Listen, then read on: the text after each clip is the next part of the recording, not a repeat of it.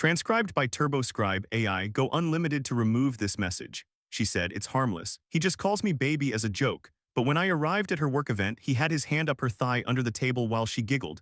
I walked out without a word. Now she's begging me to talk this out like adults. Hey viewers, before we move on to the video, please make sure to subscribe to the channel and hit the like button if you want to see more stories like this. Thanks, it's harmless. That's just how Julian talks. He calls everyone baby or sweetie as a joke. Don't make this weird. Opie, you're projecting your own insecurities onto my career. That was the sentence. That was the collection of words that kept me in a state of paralysis for 3 months. It was the sentence that made me question my own sanity, my own eyes, and the gut instinct that had been screaming at me since Alina started her new job at the marketing firm. I'm 31, I'm an architect. I deal in structures, foundations, and load-bearing walls. If a foundation is cracked, you don't paint over it. You fix it or you condemn the building. But in my relationship with Alina, I was letting her paint over cracks that were widening by the day. We had been together for 3 years. They were good years, solid. We were talking about buying a place in the suburbs, maybe getting a dog. I was the steady hand on the wheel. She was the vibrant, chaotic energy that made life fun. But everything shifted when she landed the account executive role. It was a big step up, more money, more travel, and a work hard, play hard culture that seemed to demand total immersion. Enter Julian. At first, Julian was just a name dropped casually over dinner. Julian had this crazy idea for the pitch. Julian brought bagels for the team. Julian is so funny, you'd love him. He was the senior VP of sales, a legend in the office. From what I gathered, he was the guy who closed the deals that kept the lights on. He was charismatic, loud, and according to Alina, just a really touchy-feely person. I tried to be the supportive boyfriend. I really did. I've never been the jealous type. I don't check phones. I don't ask who she's texting. I believe that if you have to police your partner, the relationship is already over. But the Julian story started to change in tone. They went from professional admiration to something stickier. It started with the hours. She'd come home at 8 p.m., then 9 p.m., then came the team drinks. That lasted until midnight on a Tuesday. When she came home, she wasn't tired. She was wired, buzzing with adrenaline, smelling like expensive gin, and looking at her phone every 30 seconds. Then came the work husband jokes. Oh, Julian is totally my work husband, she said one night while we were watching Netflix. She was typing furiously on her phone. He literally knows my coffee order better than you do, she laughed. I didn't. Is he texting you right now? I asked, trying to keep my voice neutral. It was 10:03 p.m. It's just where gossip, she said, not looking up. HR drama, you wouldn't get it. The breaking point, or what should have been the breaking point, happened 2 weeks before the gala. We were in bed. Alina had fallen asleep with her phone on the nightstand, face up. I was reading a book, trying to wind down when the screen lit up. The room was dark, so the flash of light was impossible to miss. I glanced over. I wasn't trying to snoop, but the font was large and the notification lingered. Julian, work night baby, winky face, see you at the office, don't be late this time. My stomach dropped, it felt like I'd swallowed ice, night baby with a winky face. I stared at the phone until the screen went black. I looked at Alina sleeping peacefully, her breathing slow and rhythmic. I felt a surge of nausea. This wasn't work gossip. This was an HR drama. I didn't sleep that night. I lay there staring at the ceiling, rehearsing what I was going to say, trying to find a logical explanation that didn't involve my girlfriend emotionally cheating on me with her boss. The next morning, while she was making coffee, I decided to bring it up. I wanted to be calm. I wanted to be rational. Alina, I said, leaning against the counter, I saw a text pop up on your phone last night. She froze. The spoon clinked against the mug. She turned around, her eyes narrowing instantly, not fear, annoyance. You went through my phone. No, I said, keeping my voice steady. It lit up on the nightstand. It was from Julian. He called you baby and used a winky face. She stared at me for a second and then she did something that caught me completely off guard. She laughed, a loud, dismissive, incredulous laugh. Are you serious right now? She asked, shaking her head as she poured milk into her cup. You're actually mad about that? He called you baby, Alina, at 11 p.m. Oh my God, she sighed, rolling her eyes so hard it looked painful. Hopi, please don't be that guy. Please don't be the jealous, controlling boyfriend. It's embarrassing. How is it controlling to ask why another man is calling my girlfriend pet names late at night? She slammed the coffee mug down on the counter.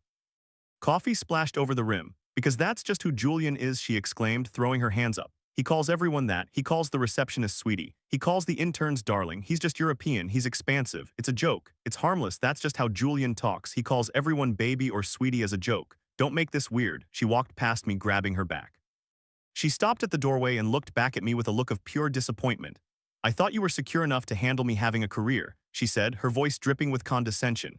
Julian is my boss. He's a mentor. If I make a big deal out of his jokes, I look like a prude and it hurts my standing in the firm. Do you want me to get fired because you're feeling insecure? I'm not insecure. I argued, but my voice lacked conviction. She had twisted it so fast. Suddenly, I was the problem. I was the threat to her career, then stop acting like it, she snapped. I have a big presentation today. I don't have the emotional bandwidth to comfort you because you misread a text message. We can talk about this later if you can be an adult about it. She walked out the door. I stood in the kitchen, feeling small, feeling stupid. I replayed her words. He calls everyone that. It's a joke. Maybe she was right, I told myself. Maybe corporate culture had changed and I was just old-fashioned. Maybe I was being insecure. After all, Alina was beautiful and charismatic. Of course, men would flirt with her. If she said it was one-sided and meaningless, I should trust her. That's what a good partner does. I swallowed the doubt. I pushed it down deep into the pit of my stomach where the ulcers grow. I'm sorry. I texted her later that day. Good luck with the presentation. She replied instantly. Thanks. Love you. Don't worry about Julian. He's annoying anyway. LOL. I exhaled. I let it go. I was an idiot. 2 weeks later, the annual company gala arrived. It was a black tie event at one of the swankiest hotels in the city. Alina had bought a new dress, a stunning, backless emerald green gown that cost more than my first car. She had been talking about this night for months. It's a big networking opportunity, she had told me while fixing her hair in the mirror. Julian is going to introduce me to the regional directors. I need you to be charming. Can you be charming? And please don't give Julian the death stare. Be normal. I'll be normal. I promised, adjusting my tie. I'll be the perfect +1. I looked at myself in the mirror. I looked put together. I looked like a man who had a handle on things. But as we walked into the ballroom under the crystal chandeliers and the hum of expensive conversation, I felt that cold weight in my stomach return. I scanned the room. It didn't take long to find him. Julian was standing near the bar, holding a scotch surrounded by a circle of laughing people. He was older than I expected, maybe 45, with silver fox hair and a suit that fit him a little too perfectly. He radiated that specific kind of arrogance that passes for confidence in sales. Alina squeezed my hand. Come on, she whispered, her eyes lighting up. Let's go say hi. She wasn't squeezing my hand for comfort. She was dragging me toward him. She was dragging me toward the edge of the cliff, and I, like a faithful dog, was trotting right along beside her. We approached the circle and Julian spotted her instantly. His eyes didn't go to her face. They did a quick practice sweep of her body in that green dress before landing on her eyes. Alina, he boomed, stepping out of the circle to embrace her. It wasn't a polite handshake or a quick hug. He pulled her in close, lingering for a beat too long, his hand resting familiarly on her lower back.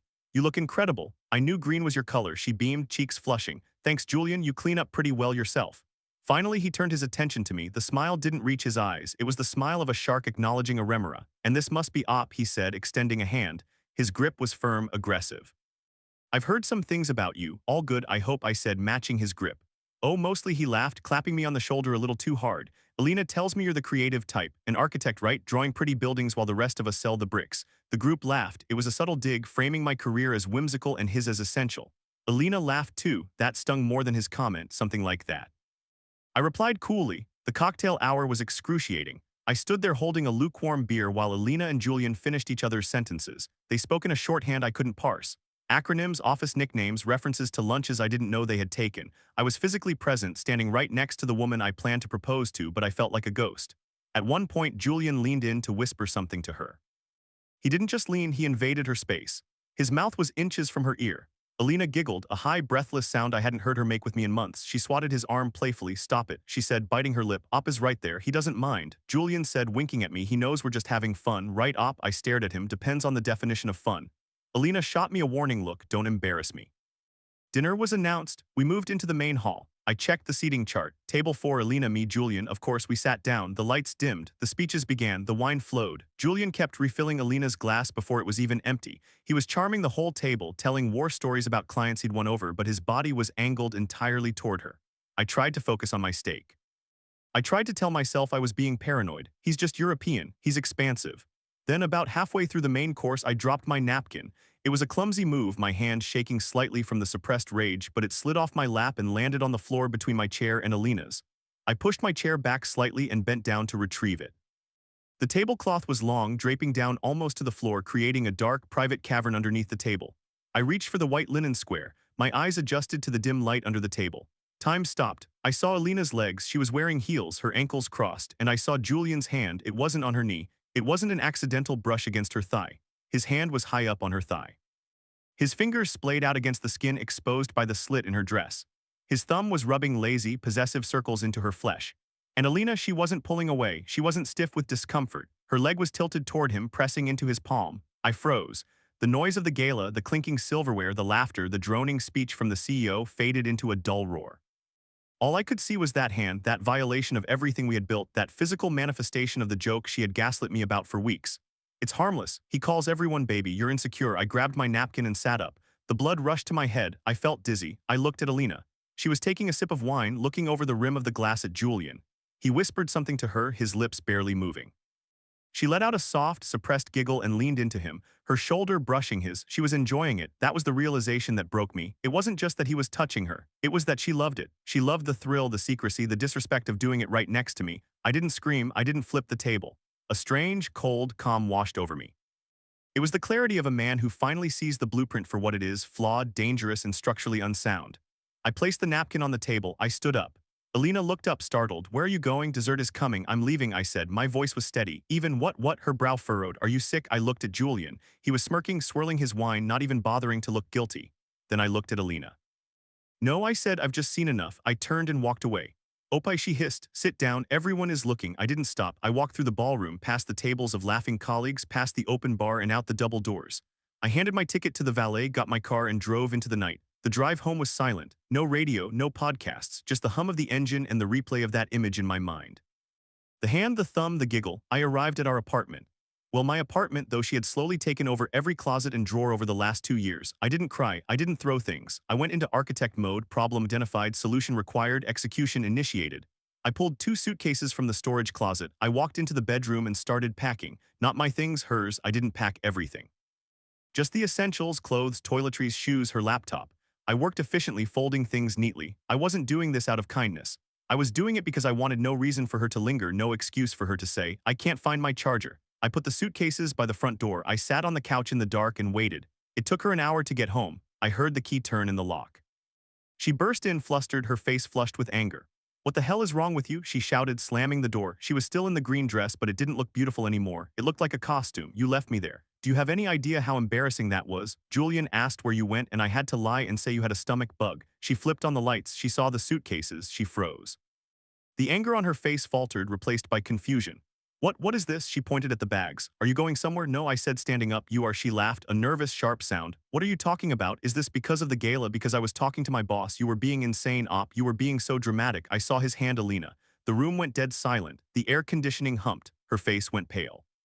She opened her mouth, closed it, then opened it again. The pivot was coming. I could see the gears turning, searching for the angle. You what? She stammered. I don't know what you're talking about. I dropped my napkin. I said, my voice devoid of emotion. I bent down to pick it up. I saw his hand under the table on your thigh, high up. She blinked rapidly. You are imagining things. It was dark. Maybe his hand brushed me accidentally. You're crazy, Op. You're looking for reasons to be jealous. His thumb was moving, Alina. He was rubbing your leg and you were leaning into him. You were giggling. She flushed red. The denial wasn't working, so she switched tactics. Minimization. Okay, look, she said, her voice dropping to a whisper. Maybe he got a little friendly. We had a lot of wine. It didn't mean anything. It was just a moment. We didn't do anything. It's not like I slept with him. You let another man grope you while your boyfriend sat 12 inches away. I said you let him disrespect me. You let him disrespect us and you enjoyed it. You called me insecure for weeks because I sensed this was happening. You made me feel crazy. It was a mistake, she cried, tears finally welling up. I'm sorry. I was drunk. I was caught up in the moment. It won't happen again. Please, Op, don't throw away 3 years over one stupid drunken moment. It wasn't one moment, I said. It was the texts, the late nights, the baby. This was the finale, Alina. I'm not interested in the encore. You can't just kick me out, she screamed, panic setting in. I live here. My name is on the lease. I reminded her. I paid the deposit. I pay the rent. You transfer me money for groceries. You have a sister in the city. Go there. Op, please, she sobbed, reaching for me. She tried to grab my hand. I stepped back. I didn't want her touching me. The thought of her skin made my skin crawl. Take your bags, I said. I'll box up the rest of your stuff this weekend. You can come get it when I'm not here. Leave the key. She stared at me. She had taken for granted had a breaking point and she had smashed right through it. She grabbed the handles of the suitcases, sobbing loudly, making a show of her heartbreak. You're going to regret this, she choked out. You're throwing away the best thing that ever happened to you because of your ego. Goodbye, Alina. She slammed the door behind her. I walked over, locked the deadbolt, and engaged the chain. Then I went to the kitchen, poured the rest of the wine she had bought down the sink, and deleted her number from my phone. The next few weeks were a blur of silence. I blocked her on everything. Instagram, Facebook, TikTok, LinkedIn. I blocked her number, but the silence wasn't empty, it was peaceful. I hadn't realized how much noise she brought into my life. The constant need for validation, the drama with her friends, the career anxieties she dumped on me every night. Of course, the flying monkeys came. Her best friend Sarah texted me 3 days later. Opa, you need to call Alina. She's a mess. She hasn't eaten in days. She says this is all a huge misunderstanding and you're being incredibly cruel. You're really going to end a 3-year relationship over a hand placement? Grow up. I didn't reply. I blocked Sarah. Her mom called. I let it go to voicemail. Opie, it's Linda. Alina is devastated. She loves you so much. Please just talk to her. Couples have rough patches. Don't be rash. I blocked Linda. I established a new routine. The post-breakup trinity. 1. Gym. I went every morning at 6 a.m. I lifted heavy until my muscles shook, replacing emotional pain with physical exhaustion. 2. Work. I threw myself into a new project, a library restoration downtown. I worked late purely because I didn't want to sit in the empty apartment. 3. Silence. I didn't date. I didn't go out to bars. I sat with the betrayal. I processed it. I dissected it like a structural failure. I realized that Alina hadn't just cheated. She had viewed me as a placeholder. I was the safe harbor where she docked her ship while she looked for excitement on the open ocean. Julian was the excitement. Fine, she could have the excitement. I would keep the harbor. The anger eventually faded, replaced by a cold, hard indifference. I stopped wondering what she was doing. I stopped wondering if she was with Julian until the rumors started to filter back to me. The rumors started trickling in about a month later. I hadn't asked for them. I had told our mutual friends that I didn't want updates. I didn't want to know if she was happy, sad, or dead. But information has a way of leaking through the cracks of even the most carefully constructed walls. It was Mark, a buddy from college who worked in a different department at her firm, who finally broke the dam. We were grabbing a beer, and after 3 rounds, he couldn't hold it in anymore. "You know about Julian, right?" he asked, looking at me over the rim of his glass. I stiffened. "I don't want to know, Mark." "You do," he grinned. "Trust me, you really, really do." I sighed. "Fine, what happened? Did they get married? Are they the power couple of the century?" Mark laughed so hard he nearly choked. "Married? Opie. Julian got transferred to the London office 2 weeks after you broke up with Alina. He didn't take her.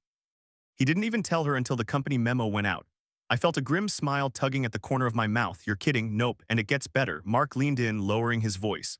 "Apparently, as soon as you kicked her out and she became available, Julian lost interest. The chase was over. He told people in sales that she was getting too clingy and unprofessional. He ghosted her, Opie. He literally ghosted her inside the office until his transfer went through."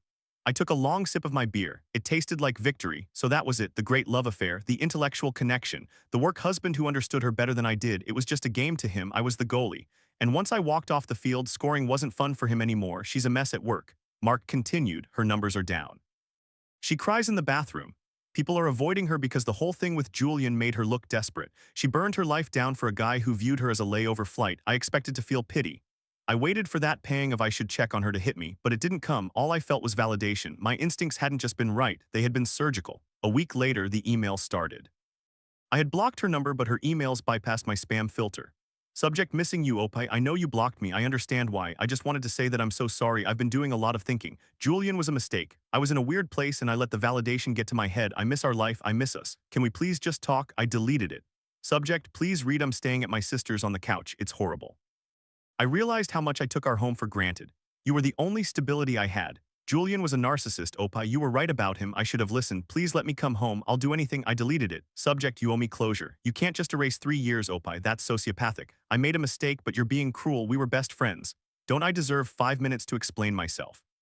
I didn't delete that one immediately. I stared at it. You owe me. The entitlement was still there, festering under the surface of her apology. She didn't miss me. She missed the safety net. She missed the rent control department and the guy who cooked dinner and the stability she had eagerly traded for a cheap thrill.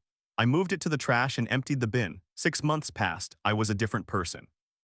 I had put on 10 pounds of muscle. The library restoration project had been featured in a local architecture digest. I had started seeing a woman named Claire, a pediatrician who communicated clearly, hated drama, and had 0 work husbands. I had almost forgotten the sound of Alina's voice. Then she ambushed me. It was a Tuesday morning. I was at my usual coffee shop near my office, waiting for my Americano. I was scrolling through emails on my phone when I felt a presence next to me. "Hello, Opie." I looked up. It was Alina, but not the Alina I remembered. The Alina I knew was vibrant, sharp, always put together. This woman looked diminished. Her hair was pulled back in a messy bun. Her blazer looked a size too big, and she had dark circles under her eyes that concealer couldn't hide. She was holding a cup of tea, her hands trembling slightly. "Alina," I said. My voice was flat, no anger, no warmth, just acknowledgement. "I knew you came here before work," she said, offering a tentative, fragile smile. "I've been hoping to run into you. I'm busy, Alina." "Just 5 minutes," she pleaded, her eyes welling up instantly. She had perfected that look over 3 years. The damsel and distressed look that used to make me fold immediately. "Please, I just want to clear the air. We ended things so badly." "I didn't end things badly," I corrected her. "I ended things decisively." "I know," she sniffled, "and you were right to be angry. I was terrible. Julian, he used me, Opie. He told everyone I was obsessed with him. He ruined my reputation at the firm. I might have to quit." She paused, waiting for me to comfort her. Waiting for me to say, "That's awful," or "I'm sorry to hear that." I just looked at her. "That sounds like a difficult work environment," I said. It was the kind of sentence you say to a stranger at a bus stop. She flinched. The coldness hit her harder than shouting would have. Is that it? She whispered. You don't even care after everything we went through? I'm struggling, Opie. I'm really struggling. She took a step closer, reaching out to touch my arm. I miss you. I miss who I was with you. You made me a better person. Can't we just grab dinner? Start over? I promise I'm different now. I learned my lesson. I stepped back, avoiding her touch. You aren't listening, I said calmly. I am. I know I hurt you. No, I interrupted. You didn't just hurt me. You insulted me. You looked me in the eye for months and told me I was crazy for seeing what was right in front of me. You called me insecure to cover up your own lack of integrity. I know, she sobbed. I'm sorry, I don't need your apology, Alina, I said, because I don't care anymore. Honestly, she looked at me stunned. You don't mean that? I do. When I walked out of that gala, I didn't just leave the venue. I left you. I left the drama, the gaslighting, the work husbands, all of it. I checked my watch and looking at you now, seeing you blame Julian for ruining you instead of taking responsibility for the choices you made. It just confirms I made the right call. I am taking responsibility. She cried, noticing people in the coffee shop were starting to stare. I'm here, aren't I? I'm begging you. You're here because you're lonely and your life got hard. I said you're not here for me. You're here for the safety net, but the net is gone. The barista called my name, order for op. I walked over and grabbed my coffee. I turned back to her one last time. You know, you should actually thank Julian, I said. She blinked, confused. What? He did me a favor, I said. If he hadn't been so arrogant, if he hadn't put his hand on your leg that night, I might have married you. I might have wasted the rest of my life with someone who thinks loyalty is a joke. I took a sip of my coffee. So yeah, I'm good. Good luck, Alina. Op, please, she started, her voice cracking. I turned around and walked out the door. The morning air was crisp. The city was waking up. My phone buzzed in my pocket, a text from Claire asking if I wanted to try that new Thai place tonight. I typed back, sounds perfect, see you at 7. I put the phone away and walked toward my office. I didn't look back through the coffee shop window. I didn't need to check if she was crying. I didn't need to see the regret on her face. She was just a stranger I used to know, and I had buildings to design. Thanks for watching. Make sure to subscribe to the channel and hit the like button. What do you think about this story? Share it in the comments. Transcribed by TurboScribe AI. Go unlimited to remove this message.